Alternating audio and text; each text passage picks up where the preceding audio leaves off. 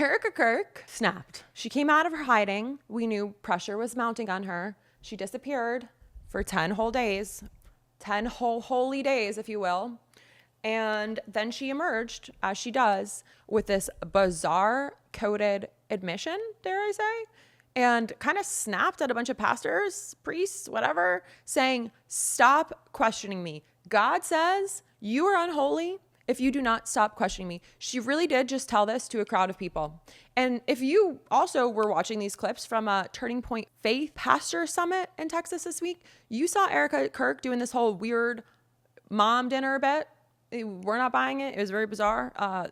People in the comments on Twitter also seemed to agree. It seemed very rehearsed and in a weird way, in an insincere way. But what I saw, and what maybe you saw too, was this bizarre, very coded admission, because there seems to be a very scary message hidden in her speech about Charlie, buried in her preacher moment to 2,000 pastors and an internet full of people distracted by her talking about being in the kitchen at 10 p.m. in the dark eating cereal. So she looked at a verse from the book of James on her wall, allegedly, and decided to count it all joy.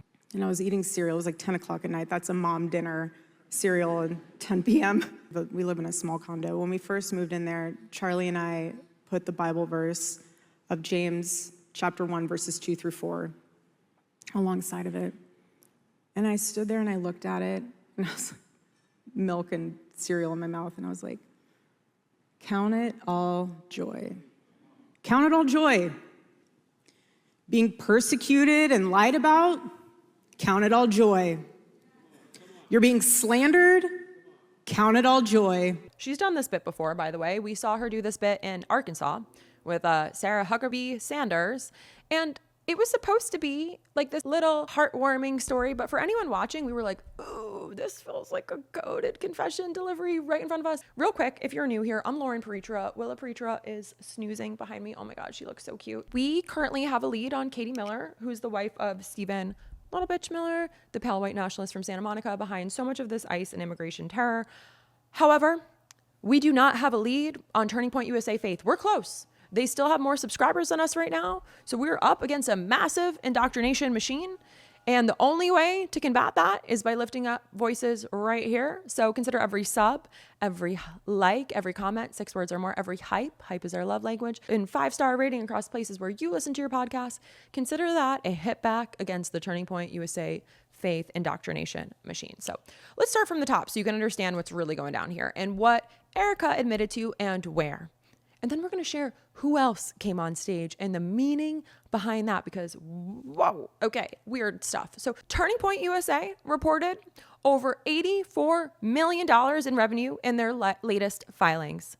They are a 501c3 educational charity, which means they pay 0 in corporate taxes. Their donors, these people paying for this, they get massive tax deductions. We're looking at like tens of millions in public money funding a private political infrastructure led by Miss Erika Kirk. The Johnson Amendment from 1954 says these organizations cannot oppose political candidates. It's a binary rule, but the IRS has only pulled a tax exempt status for this once in the last 30 years. Erika knows that this enforcement is a joke. The people advising her likely know that this enforcement is a joke. She is using that gap to run a political machine with public money.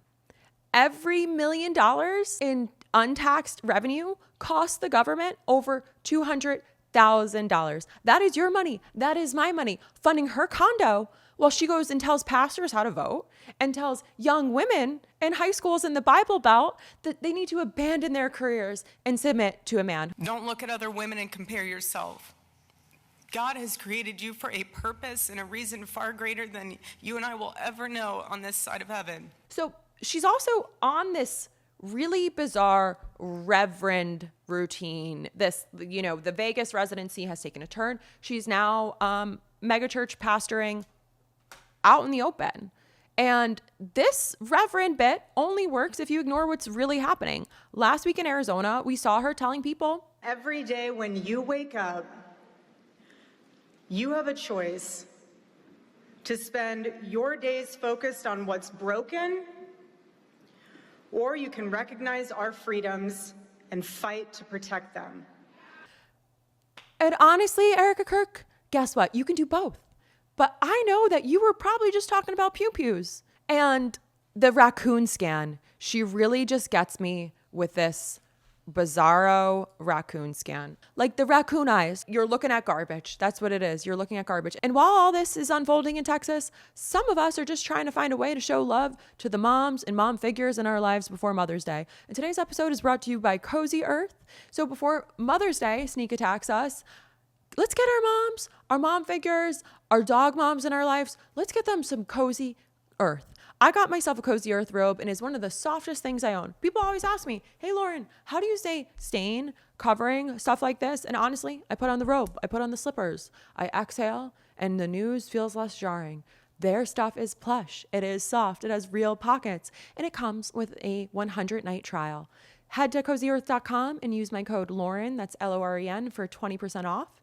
And if you see a survey at the end, a post-purchase survey, tell them you heard about it right here on LPTV. So yesterday, at the time of this recording, yesterday in Texas, the CEO mask fell off of Erika Kirk and she stepped in to the full-blown reverend persona. She described this serial moment and launched into a laundry list of things that we all need to be joyful for. Being slandered, count it all joy. Being lied about, count it all joy. Having Drewski make videos about you, count it all joy. I made that last one up. But every time people ask for clarity on like what happened with Charlie last September, anytime anyone asks like, what are we going to do about violence on campuses across our country, count it all joy, eh? The reverend persona, anytime you put a little bit of pressure on Erika Kirk, the reverend persona gets louder. So listen, she disappeared for 10 whole days because the pressure on her to have a conversation about the accusations from the internet on her and her behavior around her husband's death, the pressure was mounting. Her PR team admitted that to a celebrity tabloid magazine, like a bunch of ding-dongs. And then she emerged for this to shame and yell at a bunch of people who were asking her questions. She even posted this clip to Turning Point USA, Faith. Neutrality is no longer an option. It's a decision in itself. This is not a moment for trimming the truth so that it fits more comfortably in the spirit of the age. It'll take a kind of courage that can only come from a life fully anchored in Christ. Neutrality is no longer an option. It's a call to arms, and she's trying to pass these things off as a prayer. So this preaching is a convenient way to make sure that nobody asks for a toxicology report, that nobody asks any more questions, that nobody asks to speak to Joe Kent. If she stays a CEO, she has to answer to the board. She is leaning so hard into this like martyrdom role while she is still potentially, possibly a person of interest in an active drug investigation. This is the whole point of Turning Point USA Faith, okay, and their curriculum. They teach biblical citizenship, which suggests that their version override the land of the law. I need you to really listen to this next part because what she's actually saying and who she calls up onto stage next tells you way more than we were expecting to hear. So she is straight up telling the room that God does not want you questioning her. She is shaming this audience of pastors, by the way, who paid to come see her speak. $180 a ticket, and their wives had to pay, presumably their wives, because I'm assuming that none of these people are allowed to be uncloseted.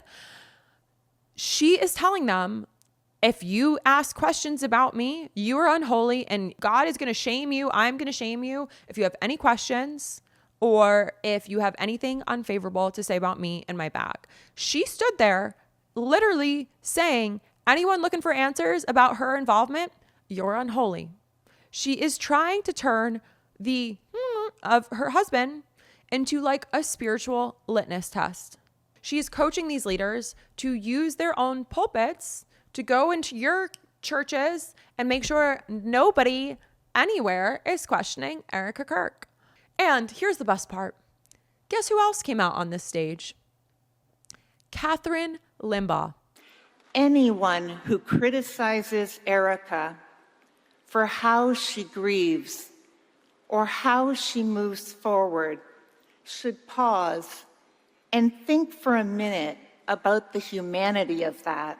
to praise Erika's incredible grace. She said Charlie knew exactly who he's marrying. But we need to talk about Rush Limbaugh. And also, notice how all of these ticketed events that she's making millions off of seem to be moments not to talk about community and faith and looking out for their neighbors or, God forbid, doing anything good. No, these events seem to be a lot about PR, very forced puff pieces for Erika Kirk. Let me invite a bunch of people to talk about how good I am, how much Charlie loved me. Take the pressure off of me. Look how loved I was by him and how perfect our relationship was. It's like if you have to keep politicizing and talking about how good everything is, like, we get it. Something wasn't so good. We see it. So Rush Limbaugh, if you're young or not familiar or you're a good person and you totally missed his existence, good on you. This is a man who was in the media for decades. He was known for mocking AIDS victims. He was the man that coined the term feminazi and was pushing some of the most toxic racism in modern media. He was the man who built this, the same hate-fueled machine that Erika is now running. It is wild to watch Erika pretend to be this woman of God while standing on a foundation built by a man like Limbaugh. Catherine Limbaugh goes on and says, goodness will outshine darkness. But the darkness they're talking about is just people asking for a basic police report or to maybe not kidnap and beat our neighbors for having a different color skin than us. Or maybe we shouldn't be pepper spraying elementary school students because they're Latino. Maybe, just maybe, people deserve healthcare as a human right. Instead, they are saying Jesus is really just a shield to protect their dark money mechanism. A billionaire can write a $10 million check, deduct it from their taxes, and fund the political training of thousands of pastors with zero public accountability. So the only way that we can kind of combat this chaos is we got to tax the church. This is the only way we can get around this grift. We have to tax the church. If they want to run their $84 million political pipelines, taxing the church is the only way we can stop this. They need to pay for that privilege. People like Erika need to stop using this churchy shit as a bunker.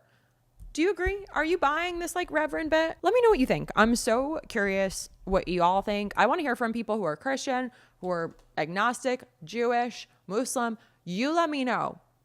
I want to hear from you. Again, I am Lauren P. Help us gain a lead as this bootstrapped independent podcast on Turning Point USA Faith. We don't have $84 million.